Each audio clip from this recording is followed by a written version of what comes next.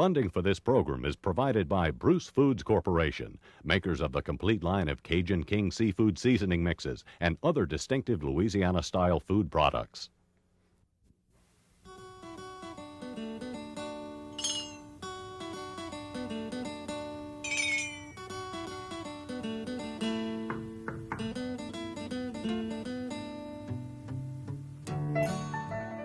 Louisiana. Hello, I'm Chef John Folse, welcoming you to this great state of ours. We're real proud of our people, places, and food, and I'd like for you to know a little bit more about it. So join me and some of my friends as we visit the historical food towns of this state and cook up another great Taste of Louisiana.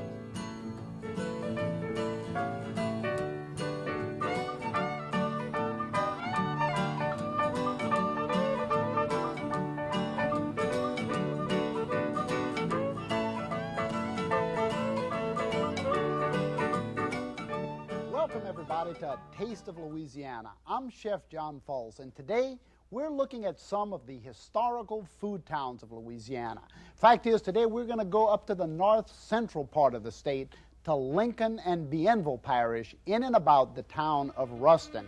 Fact is, this looks like, Highway 149 rolling up those rolling hills of North Louisiana. Being from Cajun country, it's always flat here. This is the Autry House, built in 1849. 15 kids lived in this dog trot house, and I tell you, it was a palace in its day. It's on the historic register today, and the family had about $6,000 worth of cotton their first year.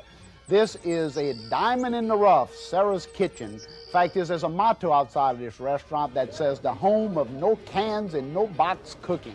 Sarah Albritton is going to be my guest on the show today, and she is one of the great cooking history lessons of Louisiana. I stopped by this house one day and just happened to find Sarah cooking all of these great dishes, and she even asked me to come back and get a little cooking lesson about sassafras leaves and sassafras tea. If you can imagine, here's her husband Robert showing me the root of a sassafras tree, and when this thing is boiled, well, hey, I'll give you a lesson about that just a little bit later. But it makes one of the greatest drinks. In fact, it's just like root beer. This is where root beer originated, from this old kettle of sassafras tea. Fact is, Sarah told me that day that this even helps a man out in the bedroom. I'm not sure about that, but I'll talk to Sarah about that for sure. Anyway, Robert was giving me a nice glass of freshly brewed sassafras tea. You boil the roots for about an hour or so, and you get this fabulous root beer flavor. And then you can use the little pieces of wood over again 3 or 4 times. And then after that, don't throw them away. You can actually barbecue ribs or pork or steaks or anything else using the roots once they've been spent by boiling 3 or 4 times. I had a great lesson in soul cooking that day, and even though I use a lot of filet that's ground from those sassafras leaves, Robert had to give me an extra lesson. Here's Sarah allowing me to go right through the line and taste some of the great things that she had cooked that day. Every day in this restaurant, she has about 10 or 15 different vegetables, 5 or 6 different meats. And you see, I grabbed that spoon quick. I said, Sarah, let me have it. I know just about what I want, how much I want. There was a lot of it. Yams and sweet potatoes, yams. Oh, look at here, a big spoon of greens. You can't eat in North Louisiana without greens, and Sarah cooks the absolute best, and without meat. It really surprised me that she didn't use any meat. Oh, gee, she reminded me that I had just bought an $8.50 taster's plate, which was 3 plates of anything that I wanted. Just fill it up. 3 different plates for $8.50, if you can imagine that. What a day we spent in that north central area of Louisiana around Ruston. And Sarah Albritton will be our guest in the kitchen here just a little bit later, and you're going to love her just as much as I love her. I tell you, I learned more about cooking talking to Sarah than I think I've learned in any classical kitchen in America, so you're going to enjoy her when she comes out. The foods of that part of the country is so different from the foods of South Louisiana that I started to investigate a little bit about how these things came about. And we're going to do a dish. In fact, there's 2 dishes, one from the town of Arcadia, which is in Bienville Parish, and the other from the town of Rustin. And when I started to look at the foods of Arcadia, it reminded me that the town of Arcadia is where the Cajuns came from in Nova Scotia. Well, I found even a better story. It seems that in ancient Greece, in the time of Homer, there was, of course, the town of Sparta and Athens, and right in between the two was the town of Arcadia. And when the Cajuns came to Nova Scotia, they named their little town Arcadia, or Acadie, because they thought it was utopia, just as the Greeks did. Well, it seems that in Bienville Parish, there's Arcadia, and right north in Claiborne Parish is Athens, and right between the two, the North Louisianians founded the town of Arcadia. And in Arcadia is a southern fried chicken dish that I experienced that was absolutely fabulous, and I want to show you how to do the southern fried chicken of Arcadia. I'll probably get more requests for that dish than anything else in the world. Here I have a really nice big plump chicken sitting right on my cutting board, and I want to show you how to cut it. We're going to go right through the breastbone. You can imagine how nice and sharp this knife has got to be, but you just spread it open, cut through the backbone just like that. Look how nice you can cut and split that chicken right in half. Now, of course, if you want to do quarters, you can go right through the leg like this, and I'm sure this is probably the way Sarah gets this chicken, pulls that leg quarter out, and I like to leave meat on the wing because the wing is my favorite part of the chicken. So I always cut and leave that big chunk of meat right there at the edge of the wing. And I can, of course, separate the leg and thigh quarters if I wanted to, just like that. So I have 4 really nice pieces of chicken that I can now go ahead and southern fry. Now, when we southern fry chicken, we want to, of course, season it a little bit. So I'll season the chicken first. I put a little salt, a little pepper, and I always put just a little touch of Louisiana hot sauce. Now, I can marinate this for, even overnight in the refrigerator if I wanted to, and just get all those good flavors working together on the chicken before I even bread it. Now, that's a very important thing because flavor is now developing on the meat of the chicken. And use little fryers, or if you want, you can use a much heavier chicken, but I prefer, personally, the fryers. It's much smaller. Now, for the batter itself, I'll put a little salt and a little pepper. I even put some granulated garlic sometimes down in the flour to give the flour a really nice garlicky taste, because you know how much I love garlic. Same thing in my egg wash. 2 eggs, a little bit salt, and then a little bit cream. Now, you want a little heavier batter when you're making southern fried chicken because you want the flour and all of those great flavors to stick to the chicken. So I'm going to add a little bit more of the seasoning and hot sauce to this, a little touch of hot sauce down into the batter to give it a little bit more of that spicy flavor for the South, even though this chicken came from Arcadia in the North. So I've got a little chicken fryer on my stove here, and this is a black iron skillet, and it's got about 3-inch sides on it. I'm going to raise the flame up. Whenever you deep fry, you want to deep fry at a little lower temperature right at first so that the chicken has time to brown nicely, but yet not blacken and overcook on the outside, and then on the inside it's still raw and bloody. You don't want that to happen. So I'll bread my chicken just like that. Now, of course, I know a lot of people who even double batter the chicken. So I'll double batter for the people who really like that. In southern fried chicken, most people do double batter. I want to tell you that. Most people do. It gives that nice, heavy coating on the outside. Then you can shake off the excess, just like it's a little bit messy too, but you know how that is. Then into the skillet. Now, you see that skillet is about right now 350 degrees. And you want that 350 degree temperature to slowly come up to about 375 so that you get that nice crusty coating on the outside, but yet the chicken is nice and moist on the inside. Now, after this cooks for just a couple seconds, let me wash all of this off of my hands here.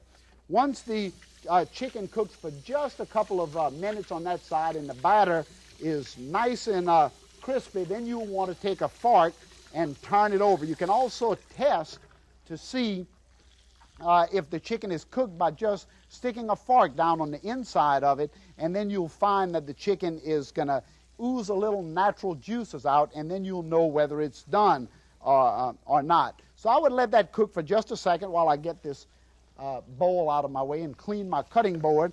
And once it's cooked to golden brown, then you would want to flip the chicken over. In fact, just let me see how it's doing here. I've got some already done, so rather than let this cook all the way, but you can see how it's still much lighter on this side, but you can see the nice heavy brown that's starting to coat. In another 15 minutes, this chicken would be perfectly done on that side. I'll move this skillet out of the way so that you can get a chance to see what it looks like when it's all done and fried golden brown. Take a look at that one. That's what it really looks like inside of this saute pan. See how nice and brown it is? And we have a nice big old platter full of this southern fried chicken. And the best thing about southern fried chicken is that, in fact, it can be eaten cold in salads and just on sandwiches or anything else. It's even better, in my opinion, once it's been cold and sitting in the refrigerator for a day or so. So that's it, the southern fried chicken. Now, the next dish that I want to do for you is a dish from the city of Ruston, Louisiana. Now, Ruston is where Sarah is from, and Ruston has a real unique history all its own. It seems that during the Civil War, in fact, it's right before the Civil War, there was a railroad that was being built between the city of Natchez, Mississippi, and Vicksburg, and the city of Monroe. And that railroad all the tracks were just about laid except for that area in and around Ruston. And the Civil War broke out, the railroad quit laying tracks, and then after the war was over, the people, all the guys in those areas who owned land decided, well, hey, we're not going to be that friendly to the railroads. So a gentleman by the name of Mr. Robert Rust decided to give the railroad land, and they built a nice depot and named that little area Rusttown. And Rusttown today is the town of Ruston. However, to get people into that area, they actually had people come in on free train rides for big barbecues and drew numbers out of a hat to own lots in the town for $375. But I tell you what, today Ruston is a booming town, and the next dish is a dish that's famous in that city, and this is a pan-sautéed pork chop, and it's smoked with a little bit smoked sausage, and then, of course, we're going to add some of the famous Rustin peaches, because that's the peach capital of Louisiana, Rustin. So let me show you a little bit about what we're going to do here. This is the beautiful pork chops, if you can see this. These pork chops are a real nice center cut. I left the bone in right here, and you can see how thick they are. They're about 3/4 of an inch thick. And what I'm going to do is season them again lightly, a little salt, a little pepper, and just kind of pound it into that pork. Pork, of course, is the #1 meat in all developing cuisines, and even in Ruston, everybody raised their pigs, and everybody had the bushries, and there was always pork available. So pork chops, obviously, would have been something that would have been on every table every day in Ruston. It was the creative ways of cooking it that made one better than the other. So I'm going to dust the pork chops lightly, just a lot less flour than I did with the chicken, and I'll put it into the black saute pan here. Again, I'm using my black iron skillet, which guarantees nice even heat, as I do all the time with these black iron skillets. I love to cook in them. And I'll allow these pork chops to cook for just as I did with the chicken, a couple minutes on each side until they get nice and golden brown. But what I'm going to do now is to chop up some of this wonderful smoked sausage, because a lot of times you couldn't get the pork chops out of a smoker. So to give the nice smoked flavor to the chops, you would just saute them with a nice piece of heavily smoked sausage, as I have right here on the cutting board.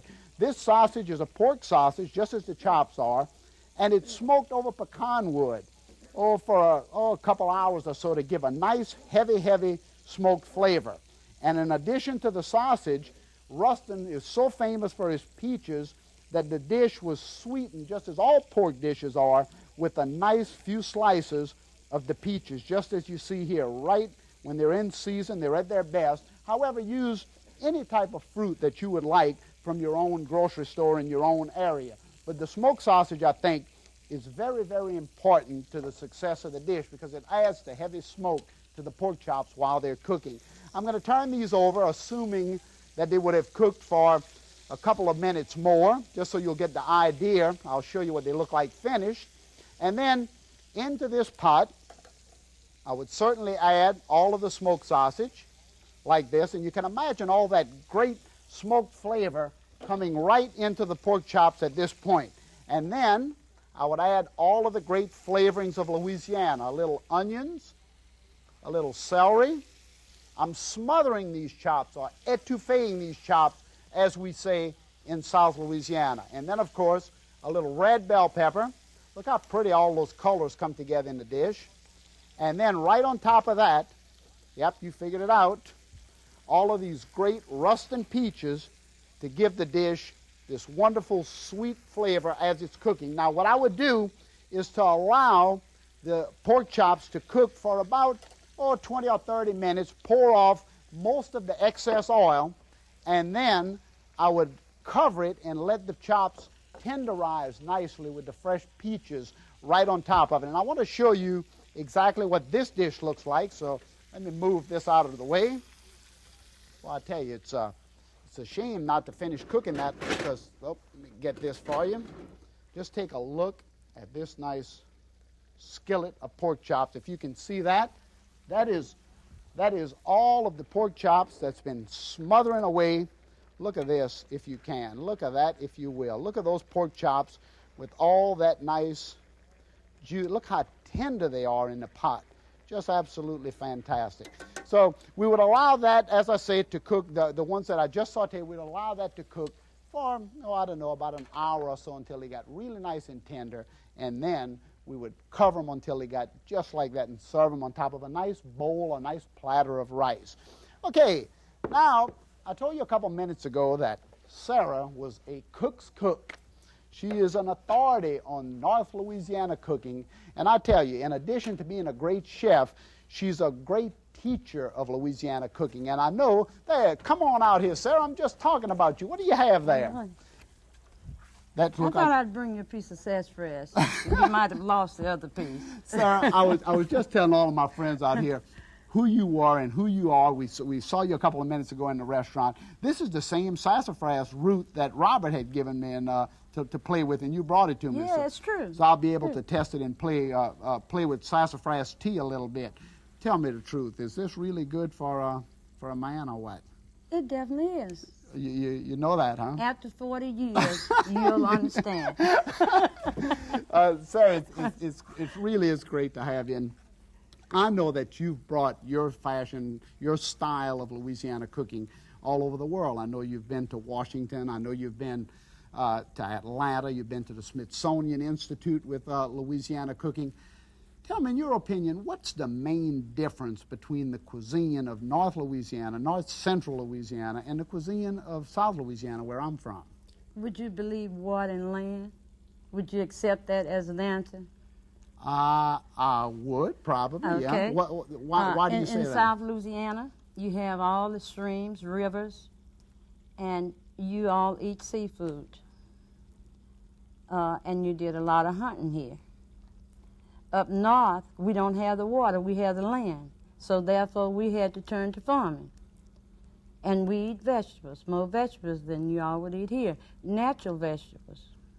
And it's a great difference between North Louisiana cooking and South Louisiana cooking. Well, you know, that makes a lot of sense because I guess we didn't have to go out and farm great parcels of land when we had all the natural seafood and vegetation of the swamplands, whereas in North Louisiana with the prairies, I guess it was a lot more difficult to farm a living out of, to get the foods out of the land. It's a very good point. I hadn't thought about that. That's true. And in South Louisiana, all you had to do was take a card string, straight pin, worm, and you immediately had some meat. You told me the day that I was sitting in your restaurant having that great meal, and I want you to know, after an $8.50 Taster's plate, I thought I was going to get one plate with 2 or 3 things on it. I got 3 plates with 4 or 5 things on it. I tell you, I gained a couple pounds, so I've been on a diet. But let me ask you this. You told me that day that the whites were responsible for soul cooking, not the blacks. And I tell you, that almost threw me off of my chair because I've always respected the black hand in the pot, the black influence in American cooking. And all of my life I've emulated, actually, in my dishes, a lot of the technique of the black hand, that wonderful, wonderful style of cooking. And then you sit there and tell me that it was the whites that was responsible for cooking. What do you mean by that? What you said was true, but they are responsible because during slavery, when they kill the cow or the pig, they would always give us the cast-off. And what are the cast-off? The pigtails, the pig feet, the pig ears, the chitlins, and the salt pork. So they would give that to us, and they would eat the ham or the better parts of meat. So that's the difference. We were always allowed to grow a garden, and if you take those meats, they had to have something to season with. Also with your lard. They cooked out the lard. The whites ate the cracklings, gave us most of the lard. That was our allowance. We got a bucket of lard, piece of salt meat, a pair of overalls, a pair of shoes, a shirt, or a dress. So they are responsible. So they gave you the leftovers, thinking it was the leftovers, Thinking and it you was the created one of the greatest leftover. forms of cooking out of it. So That's true. They made you cook good, right? It almost make you Right. Do it. You know, you mentioned all these cuts of meat. You asked me, fact is, we were talking, and you asked me if I had a sample of all the different kind of meats that are used in soul cooking or in the cooking of North Louisiana in your pots. And I wanted to bring these here. Why don't you tell us a little bit about them? Okay, this is the backbone. Right. You can boil with it or bake it, and it's pork. You always had backbones, and then the pig ears. You have some sauce with the pig feet and the pig ears. This is like hogshead cheese. Yes, hoghead cheese is sauce. Scrapple It's the same. in the north, yeah. You took the pig feet and the ears and you made the sauce, or you would cook a big pot of pig ears, which is not good for your health. Right. And then we had the cracklings, and the on New Year's they'll tell you, all the stores advertise the hog jowl and black-eyed peas and cabbage greens for good luck and you'll have money all year. Don't believe it. This is bad for your health. It's an old wives' tale. Huh? It really is. Now, what's the difference? I see you brought me this piece of dried. Now, that's a piece of salt meat? This is a piece of salt meat that's dried. Right. This was seasoned much better than a regular piece of salt meat. Like this. This is dried. If you would go into a grocery store and they call it yellow salt meat or aged salt meat, it would cost you $4 a pound. But you can go and buy your own piece of salt meat if you just have to have this for 89 cents a pound, put it in a bucket, hanging up. See my hanger? There. So you actually made this with a piece of was salt this salted meat. already? Yeah. It's salted already. And you dried it. And you just I have it hanging in the top of the kitchen so you can look at it. People don't believe it's real, but it is. I just hang it there and remind them that I don't cook with this. Oh, you know, since you said you didn't cook with this, you told me, we were sitting down having dinner, and you told me, I said, Sarah, I said, you're a great soul cook. And you said, yeah, I'm a soul cook, but I took the soul out of soul cooking. And then you explained to me that was taking some of the fat out, right? That's right. I took the soul out. I took away all of these meats. I developed a style of cooking without using any meat. You won't find any meat, any oils, which we have the lard here in my vegetables. We don't need that. It's traditional that we do this, but we don't have to do it. I saw you do something a few minutes ago. I said, oh, my God. Now, don't talk bad about me in front of all my friends, Sarah. I said, oh, my God, I would have taken the eggs out. And just use the whites in the batter. No, I would have just used the milk or water would create the same effect and the same taste. Want you to try it sometime? Hey, well, I'm going to remember that. Oh. Let me do this. I want to show a couple of things. I think that you're probably very right, and I know a lot of people out there would agree that all of the fat and the salts in cooking are bad for us, and I think that cooks in general, whether you're at home or in professional kitchens, are really moving toward that. So, hey, you're an innovator, and I agree with you 100%. You brought a couple things. You see that? I want you to grab that big bowl for me and bring it right over here, Sarah. I should grab that for you, I ought to be a gentleman here. This is fine. This is some things that you brought, and I want to just show this quickly because I want to cook something, too. Okay. These are the old butchering tools that you brought, and these date back. These are all handmade and dates back over 100 years old, probably, right? Mm-hmm. And these would have been used in the hog killings or the beef killings, and all handmade right on the farm or right on the home. Mm-hmm. This is an old what? potato cutter, vegetable slicer. Yeah, vegetable slicer or potato cutter. And this old bowl made out of pecan wood is that, you told me, at least a couple hundred years also, right? Yes. And this is the rolling pin.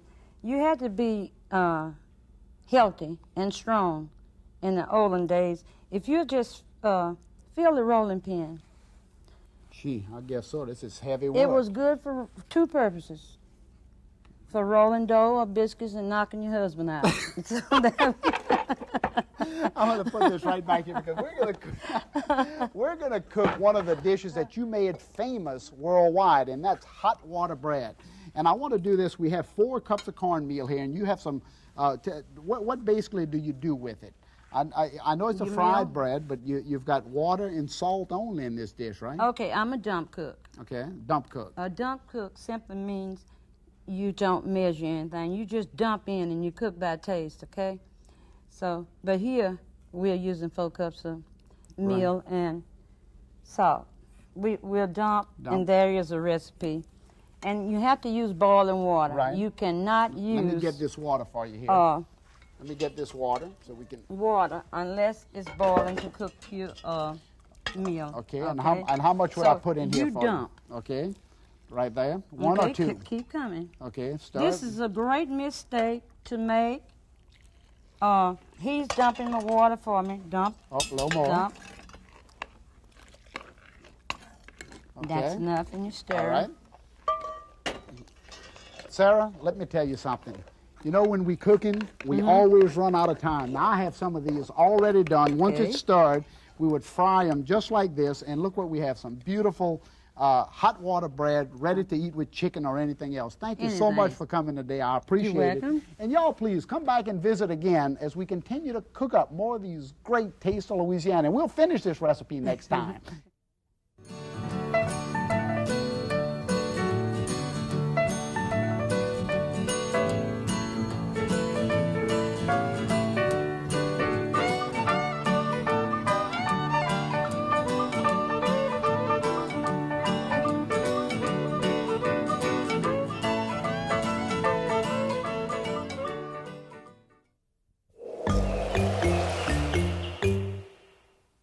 Funding for this program was provided in part by Bruce Foods Corporation, makers of Bruce's Yams and other distinctive Louisiana-style food products.